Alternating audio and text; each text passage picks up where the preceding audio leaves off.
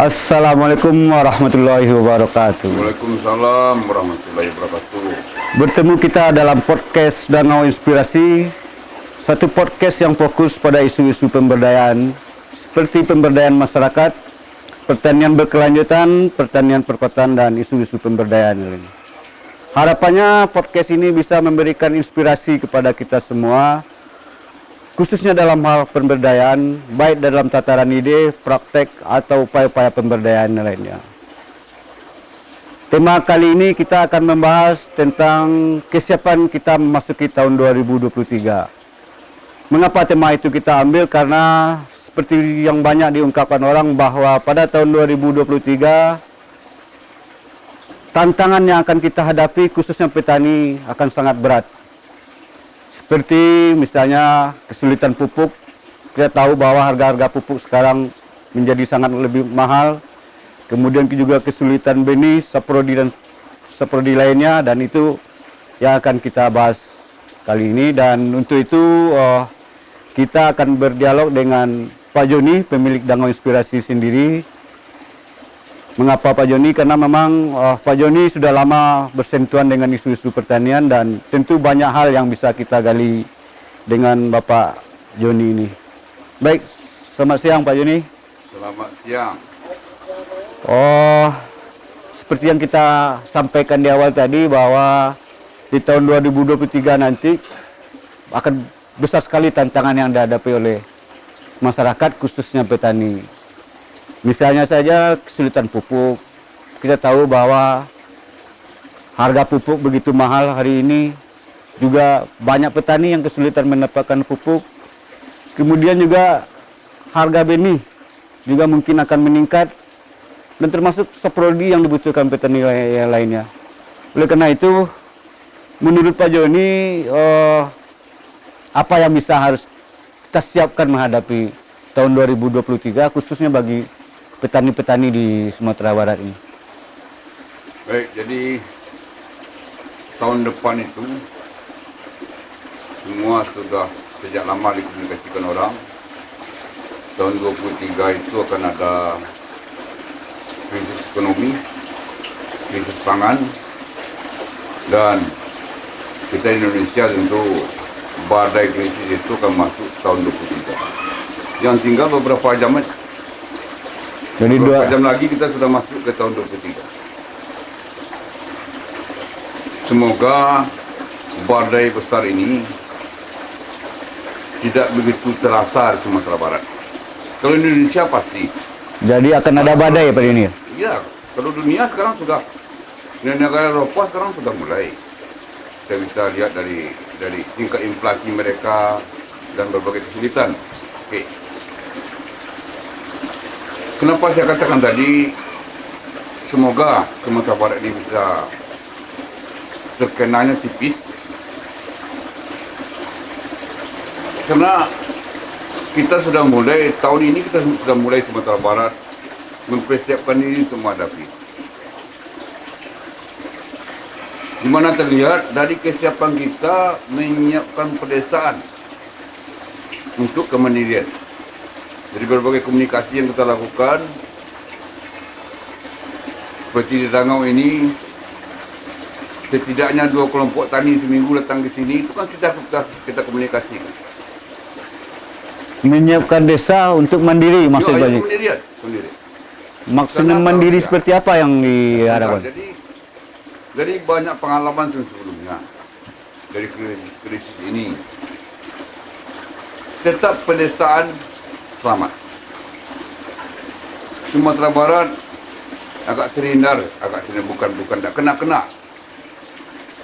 Cuma mungkin kenanya hampir berat. Tapi tetap terbantu dari kekuatan pedesaan. Tapi kan gini Pak Joni. Pertanian. Ya. Nah, makanya saya katakan tadi, seperti tahun ini misalnya, pemerintah Provinsi Sumatera Barat mulai membuat kebijakan anggaran mereka 10% untuk pertanian. Itu kan konkret.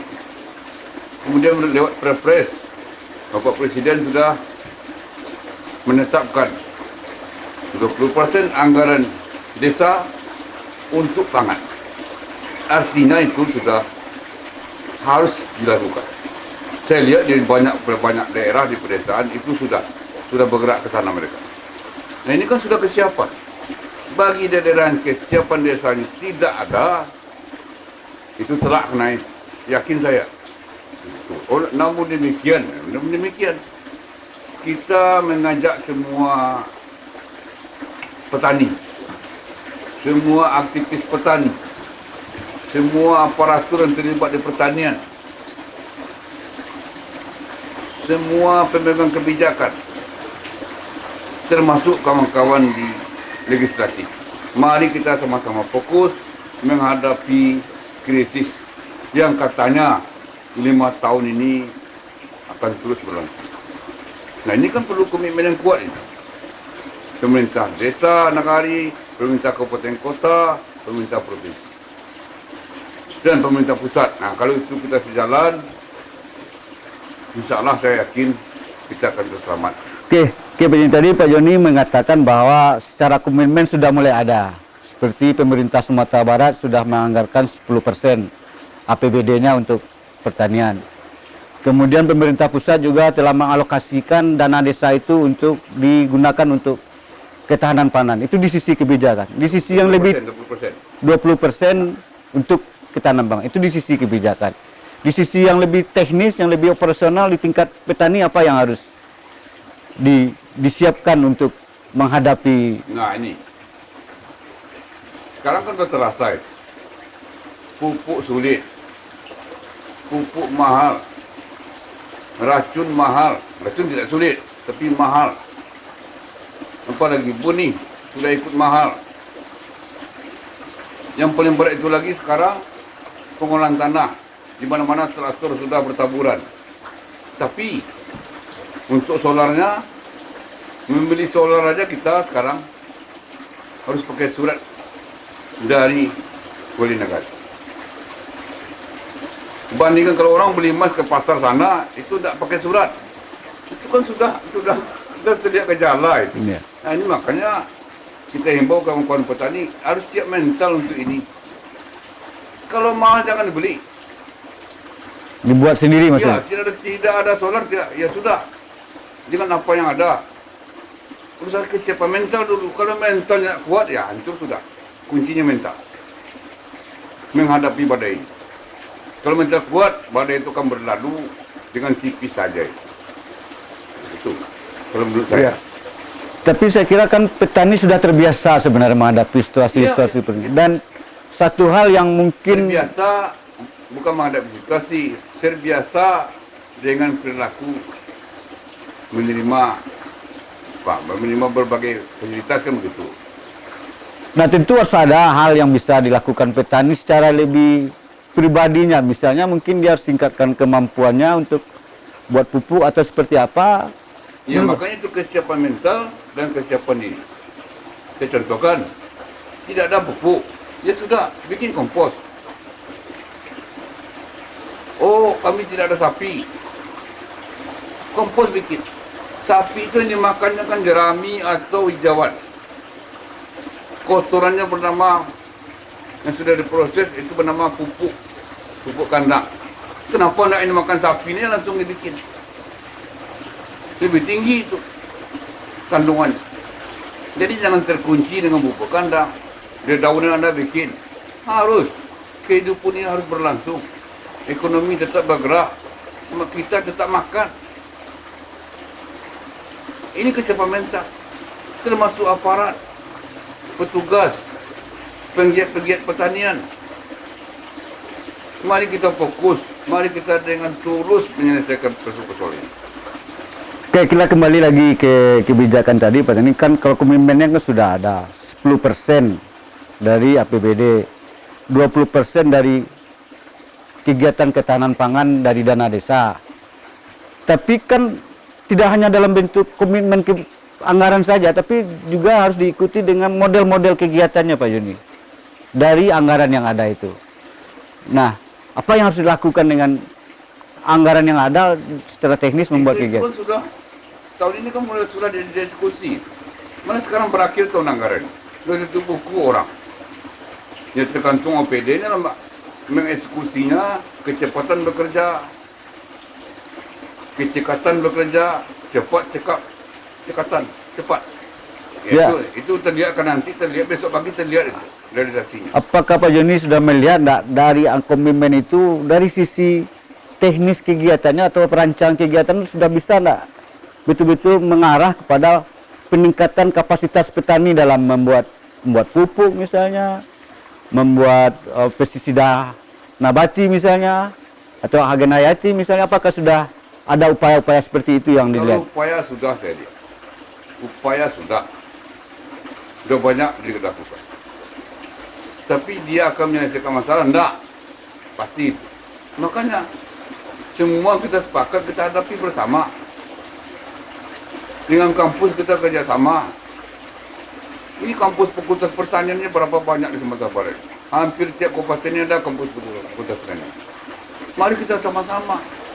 Kan ada pengabdian masyarakat namanya. Ada lagi Merdeka Belajar. Macam-macam judulnya. Ayo, kita terjun ke pertanian.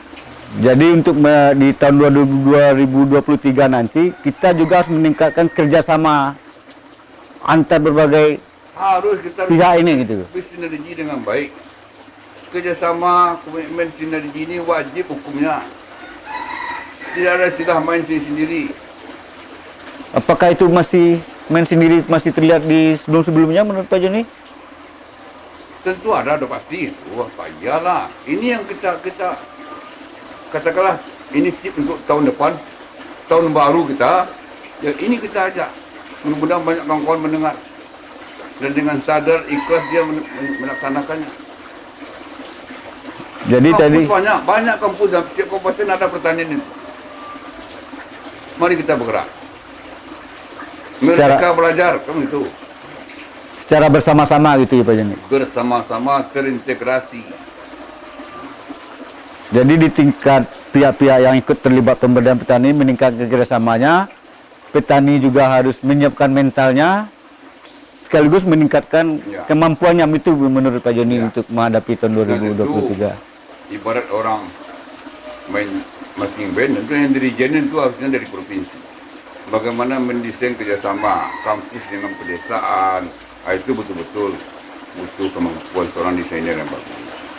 Jadi ya, saya yakinlah kawan-kawan itu sudah pengalaman mereka. Jadi memang harus di orkestrasi juga ya. Wajib termasuk dinas pemberdayaan masyarakat. Dan itu peran pemerintah yang mengorkestrasinya. Oh, iyalah. Cara peran pemerintah provinsi di sana sebetulnya. Kekuatan mensinergikan, kekuatan mengkoordinasikan, mengkomunikasikan. Untuk ke desa ada namanya dinas pemberdayaan masyarakat, bagaimana itu bergerak. Oke Pak Joni, jadi sudah kelihatan nampaknya ada hal-hal yang harus kita perkuat di tahun 2023 soal orkestrasi dari pemerintah, memperkuat kerjasama atau kolaborasinya, dan di sisi petani sendiri menyiapkan mentalnya lebih kuat lagi dan secara teknis kapasitas. Kalau terlihat sudah, tapi oke belum. Keokean ini yang harus ditingkatkan. Dia tahun depan, hari Senin depan sudah tahun baru. Besok Minggu tahun baru, sudah harus siap. Siap berlari itu bukan baru bangun tidur. Ya. Jadi itu kuncinya menurut Pak Joni untuk di tahun 2023 nanti. Tanpa orkestrasi yang bagus, tidak ada. Oke Pak Joni. Kira cukup ya.